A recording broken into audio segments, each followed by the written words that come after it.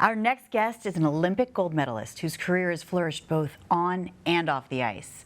She's also the founder of the Always Dream Foundation, which is dedicated to improving access to books and technology for low-income children. Please welcome Kristi Yamaguchi to the South by Southwest EDU Studio. I feel like there should be applause. Oh, no, thank you. It's great to be here. I'm so excited to meet you in person. I watched you in the Olympics and rooted for you as a hometown hero because you were also from the Bay Area. Yeah, thank you. Done fangirling. Okay, to the hard questions. You're here at South by Southwest EDU on behalf of your foundation, the Always Dream Foundation. Can you tell me about your organization, what you're doing? Yeah, so we are an early childhood literacy organization, and we have a reading program for 4- and 5-year-olds, so pre-K, TK, and kindergarten students. And we provide access to high-quality books that are age-appropriate through a digital tablet and digital library of the books on the tablet.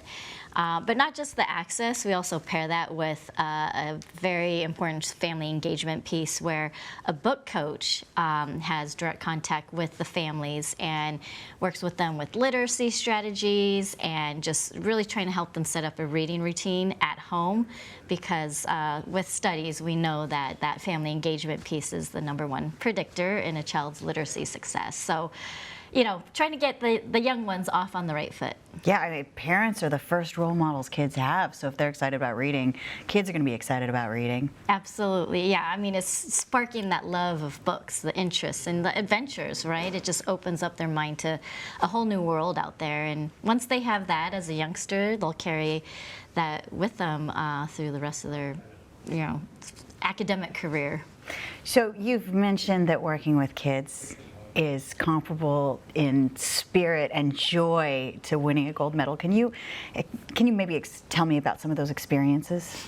Yes, I mean, we've had some incredible experiences with some of the families. You know, I think I had so much support going after my dreams as a young skater, my family, the community, my coaches, and, you know, just wanting the same opportunity for other kids out there to go after their dreams. And really education, right, is the foundation to, you know, catapult towards your dreams. And you know, we've had some incredible stories of you know, one child, you know, with her mother had some housing insecurity, specifically during the pandemic, and they were in our program, and she turned to her mom and said, "Mommy, I'm so glad we have Always Reading in my tablet, because no matter where we are, you still read me a bedtime story."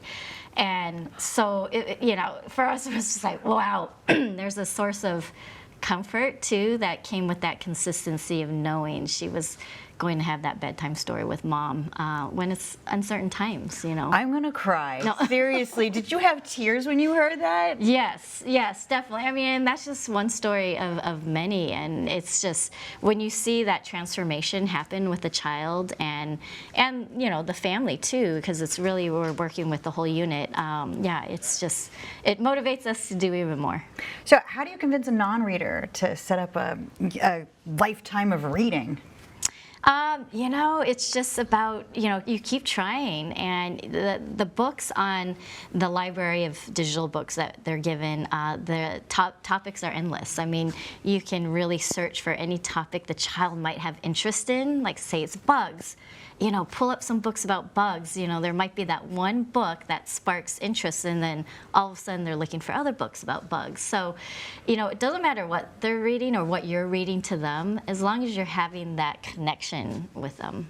So your panel at South by Southwest EDU discussed the ways that athletes can aid in education. How did your training and competing as an ice skater impact the role as head of a nonprofit? And are there any crossover skills?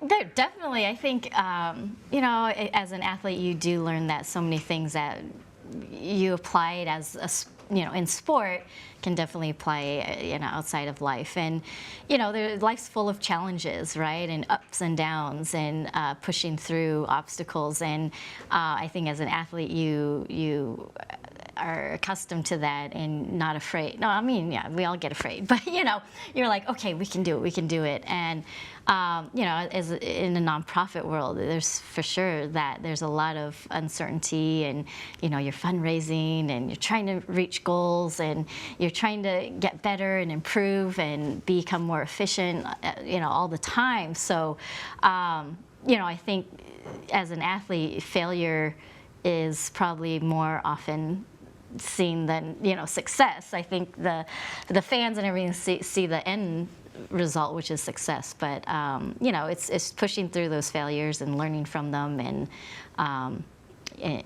not being afraid to fail sometimes. They don't see you falling a million times before you stick it perfectly. And Right. nonprofits are hard. They are really hard. It is daunting. It is scary. And the fact that you can push through and land a perfect. I don't know. I was trying to go for an ice skating There term, you go. but Triple X. thank you. I blanked. I'm sorry. No, I'm just too no much of a worries, no. fan. Do you think participating in sports made you better, or makes kids better at studying? Are they, what can cross over from the skills from sticking to a sport to also their academics? Definitely. I think, you know, being well-rounded and having experiences in all different areas of life, I think is going to serve you well no matter what. So, you know, sports definitely teaches you resiliency and, you know, goal setting, and you know, that's definitely going to help you in school for sure. And you know, you have a project due at a certain date, and you know, you have a soccer game to get ready for at a certain date. So you know that when deadlines are happening and approaching, and how to prepare for that. Yeah, I think half of school is learning to follow through with what you need. You know, your teacher's the equivalent to a boss someday. You know, you have to learn how to deal with maybe people you don't like socially, and it's, you know, you have to. I always liked how sports had sort of a team building experience. I think it just makes you a better person. Yeah. Big no, fan of pushing for sure. sports. I think it keeps kids out of trouble. It does. I mean, kids have a lot of energy, right? So much energy. They gotta, you know, get that going and, you know, get rid of it somehow. So sports is a great way. So smartphones, media, social media, hindrance, or is it a positive thing? Ooh, good question. You know, obviously technology is here to stay. The digital world's here to stay. Whether, you know, in our program obviously uses the digital tablet, although it's locked down and they can only access the library of books on it. So, you know, that, you know, the flexibility there is great. Social media, those types of things. You know, I'm so glad I didn't grow up in that world of social media. It's fun now as an adult, and, you know, to gain information and, you know, maybe keep connecting with people you're not living close to anymore. But I think as teens or young kids coming up, I think social media is a really tough thing. You know, there's a reason why they say you have to be 18 before you get Facebook, right? But I don't know if Nobody's doing I know, that. I know. And also, nobody under 18 is doing Facebook. I think okay. I think they're snapping. I think it's Snapping, TikToking. TikTok, yeah. Now Instagram too. So it's, yeah, I wouldn't mind if they just raised the age and just said, you know, you got to be 18 before you get on any social media. I did find one positive is that, you know, if you're the only girl in class that's really into calculus, you can find another girl in another area that's also really into calculus, and there's a bonding that happens that makes you feel less alone when maybe your interests aren't the same as your peer group. Right. Yeah. Yeah. No, I think that's a great thing, and you know, maybe it's just certain comments don't get posted, or you know, like you can connect in a way where it's a social and, you know, finding your group, but maybe it's the excess comments that are allowed that can go away. I mean, since you're trying to get people into reading and reading books, do you think kids have a shorter attention span now and it's harder for them to concentrate on just a book? Yes and no. I mean, I think books are, you know, there's certain things. I mean, if they're well written and the, you know, the classics, they grab your attention and they hold it. And I think in the media, yes, I think everyone has a short attention span. But you know, I think as long as schools continue to, you know, put out assignments where kids are, reading for a certain length of time and keeping their focus and able to, channel that, then, that would probably be the key. But I don't know. I find my kids grew up in the digital age, and they are 17, 19 now, and they love reading, and they go to the library and bookstore all the time. So, I don't know. What was your inspiration to become an author? Because you're a successful author now. My daughters, yeah. Excuse me. The first book, Dream Big Little Pig, was when they were 4 and 6 at the time. So at that learn to read age, and my husband and I were reading to them nightly and had that routine. And I always say, I was tired of reading Goodnight Moon again and again and again.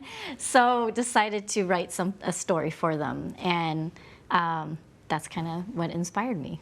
I mean, Charlotte's Web is still your favorite book? Is that how you decided to thematically go with pigs? Yeah, I mean, pigs are kind of my spirit animal. I'm born near the pig. Oh, nice. Miss Piggy growing up was, loved her. Awesome. She's pretty awesome. So in Charlotte's Web, so they were my good luck animal, coming up and skating. So I knew the main character was going to be a pig. Nice. Yeah. So you've done something that a lot of athletes have struggled with, and that is transitioning to a second act and to a new career. What advice do you give athletes who are having a hard time coming into the next part of their life? It's just, excuse me, finding that new passion. The Olympics, I was 20, so it's like, okay, what comes after that? And I knew I always wanted to do some work with kids, and did various different things, and then eventually established Always Dream. And, it's just diving in. Sometimes it's just maybe looking into other areas where, what other people are doing, and it's okay to experiment. Once you land somewhere, you can try something else. And, eventually, we established Always Dream in '96, and just went full steam ahead. So it's, I'm always looking for a new challenge, and I think it's keeping your mind open to other things that are out there, and just going for it. I mean, and finding a new passion. I mean, there's so many amazing things out there that, you're bound to find something. Well, now that books are your passion, what books do you recommend?